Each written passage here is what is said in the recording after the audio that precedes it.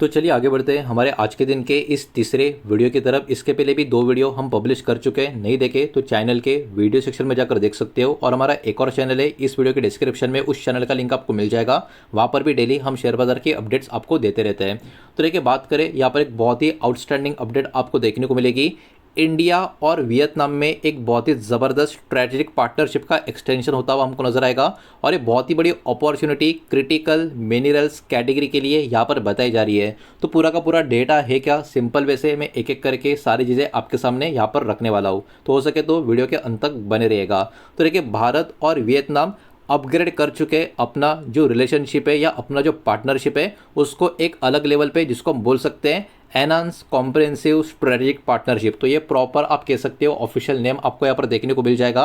अब देखिए, भारत और वियतनाम ये दोनों देश या दोनों कंट्रीज मिलकर टारगेट करेंगे $25 बिलियन का जो ट्रेड है 2030 तक दोनों कंट्रीज के बीच होता हुआ देखने को मिले। अब देखिए, दोनों कंट्री के बीच में अभी का जो करंट ट्रेड है दोनों नेशन के बीच वो ऑलरेडी $16 बिलियन के ऊपर पहुंचता हुआ आपको देखने को मिलेगा।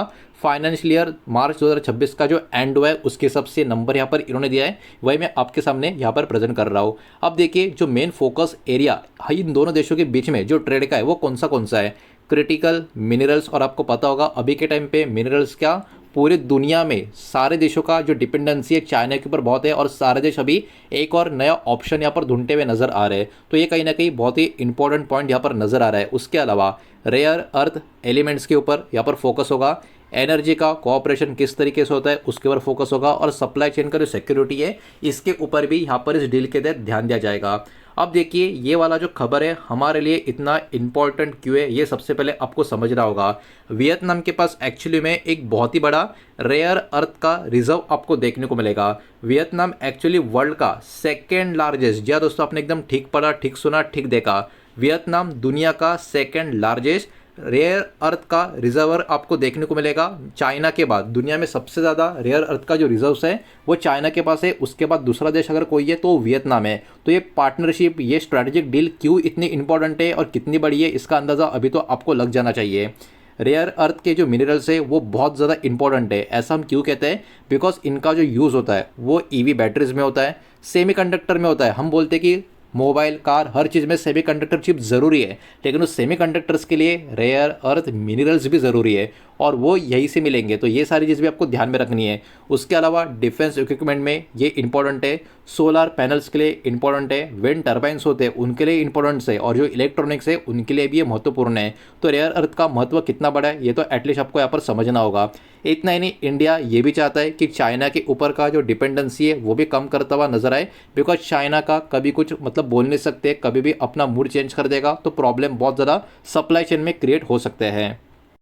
और अगर आपको याद होगा, पिछले साल इंडिया ने लॉन्च भी किया था जो नेशनल क्रिटिकल मिनरल्स का जो मिशन था उसको लेकर, और बहुत सारी अलग अलग घोषणाएं वहाँ पर की गई थी जिसके ऊपर काम चल रहा है। लेकिन वही बात है, एक साल में इतना बड़ा बदलाव नहीं होगा, इसको एक्चुअली बहुत टाइम जाएगा, बहुत साल जाएगा। इसलिए और भी अलग अलग कंट्री जिनके पास ये रेयर अर्थ का रिजर्व है उनके साथ स्ट्रैटेजिक डील पार्टनरशिप करना बहुत ज़रूरी है, जो इंडिया अभी कर रहा है। अब देखिए, इंडिया का जो गोल है कहीं ना कहीं क्या नजर आ रहा है, इंडिया को एक्चुअली डोमेस्टिक मिनरल्स का एक्सप्लोरेशन यहाँ पर और बढ़ाना है। उसके अलावा जो प्रोसेसिंग का कैपेबिलिटी है उसको भी हमारे कंट्री में इंप्रूव करना है। इसके साथ साथ ग्लोबल लेवल पे जो मिनरल का पार्टनरशिप है उसको भी सिक्योर करना है, जैसा भी वियतनाम के साथ करते हुए हमारा कंट्री नजर आ रहा है।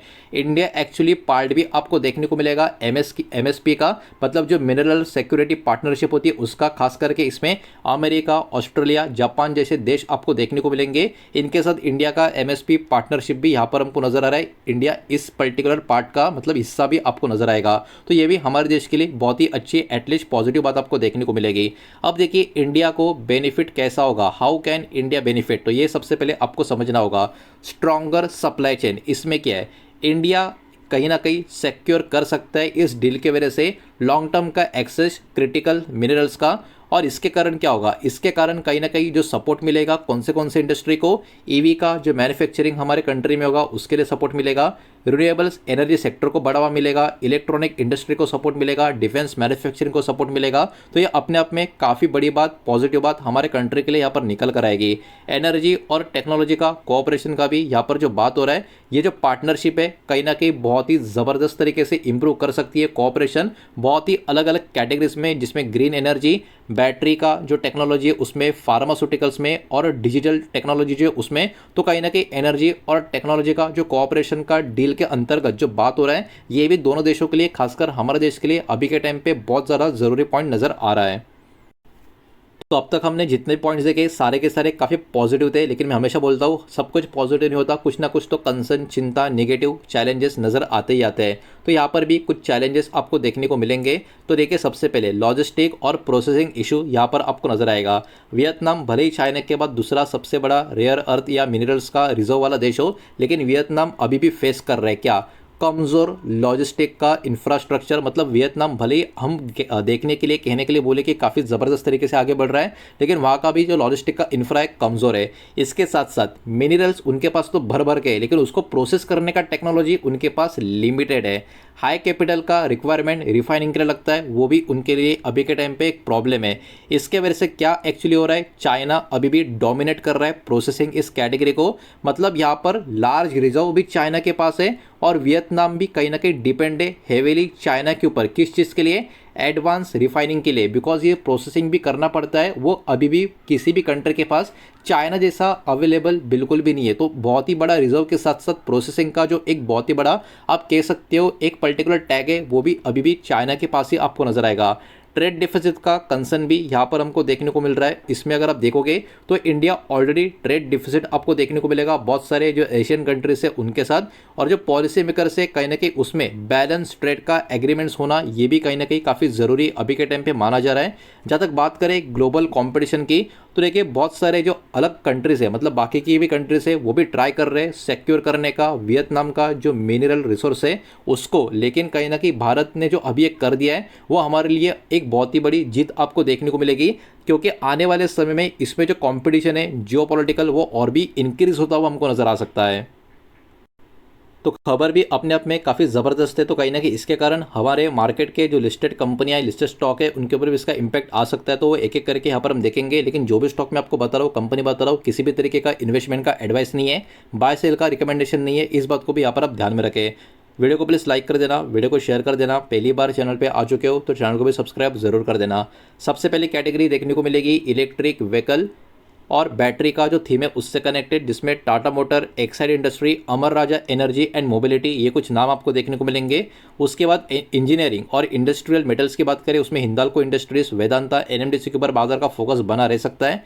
रिन्यूएबल एनर्जी और ग्रीन टेक्नोलॉजी की बात करें तो सुजलॉन एनर्जी, वारे एनर्जी के ऊपर फोकस बना रह सकता है। डिफेंस और स्ट्रैटेजिक मैन्युफैक्चरिंग की बात करें तो भारत इलेक्ट्रॉनिक्स और एचएएल के ऊपर कहीं ना कहीं बाजार का फोकस रह सकता है। तो देखिए लॉन्ग टर्म इम्पैक्ट का अगर हम यहाँ पर कुछ डिस्कशन करें तो इंडिया कहीं ना कहीं यहाँ पर काफ़ी कम डिपेंडेंट चाइना के ऊपर रह सकता है क्रिटिकल मिनरल्स के लिए। ये वाला डील एकदम सही दिशा में अगर आगे ऐसे ही बढ़ता जाए तो, बिकॉज अभी के टाइम पूरी दुनिया का डिपेंडेंसी चाइना के ऊपर मिनरल्स के लिए बहुत ज़्यादा है। लेकिन इंडिया ने अभी जो स्ट्रैटेजिक पार्टनरशिप या डील जो कर लिया है वियतनाम के साथ, आगे एक्सटेंड कर दिया है। इससे कहीं ना कहीं इंडिया की निर्भरता चाइना के ऊपर से काफ़ी कम होते हुए हमको देखने को मिल सकती है। इंडिया वियतनाम का टाई जो इतना मजबूत होता हुआ हमको देखने को मिल रहा है, वो सपोर्ट भी करेगा इंडिया का जो मैन्युफैक्चरिंग का ग्रोथ है उसको, ईवी का इकोसिस्टम को बढ़ावा देगा। रिन्यूएबल एनर्जी का एक्सपांशन भी काफ़ी अच्छा खासा होता हुआ नजर आ सकता है। स्ट्रैटेजिक सिक्योरिटी का भी एक बहुत बड़ा पॉजिटिव हमारे हाथ में रह सकता है। एक्सपर्ट का बिलीव यही है कि ये वाला पार्टनरशिप जो इंडिया और वियतनाम के बीच जो हो रहा है, वो कहीं ना कहीं रिशेप कर सकता है इंडिया, या माफ़ कीजिएगा, इंडो पैसिफिक का जो सप्लाई चेन है आने वाले कुछ सालों में। तो कहीं ना कहीं आने वाले कुछ सालों में अगर इंडो पैसिफिक का सप्लाई चेन में बहुत सारे बदलाव होते हुए आपको देखने को मिले और हमारा देश या और भी कुछ देश चाइना को छोड़कर उस पर बहुत बड़ा इंपैक्ट डालते हुए नजर आए, तो बिल्कुल भी हैरानी होनी नहीं चाहिए। तो ओवरऑल अपने आप में काफ़ी बढ़िया अपडेट, काफ़ी ज़बरदस्त डेटा ये वाला निकल कर आ रहा था, वही मैंने आपके सामने यहाँ पर प्रेजेंट किया है। लेकिन सारा का सारा डेटा एजुकेशनल इन्फॉर्मेशनल पर्पस के हिसाब से ये बात ध्यान में रखें, और किसी भी तरीके का इन्वेस्टमेंट का एडवाइस, स्टॉक का रिकमेंडेशन ना ही मैं आपको दे रहा हूँ, ना ही मैंने आपको दिया है, ये भी बात आपको पता होनी चाहिए। उम्मीद करता हूँ वीडियो समझ आया होगा, पसंद आया होगा। तो वीडियो को लाइक करें, दोस्तों शेयर करें, पहली बार चैनल पर आ चुके हो तो सब्सक्राइब भी कर देना, और कोई भी स्टॉक में निवेश करने से पहले खुद की स्टडी रिसर्च जरूर करें, फाइनेंशियल एडवाइजर की सलाह जरूर ले। मिलते हैं नेक्स्ट वीडियो में, धन्यवाद।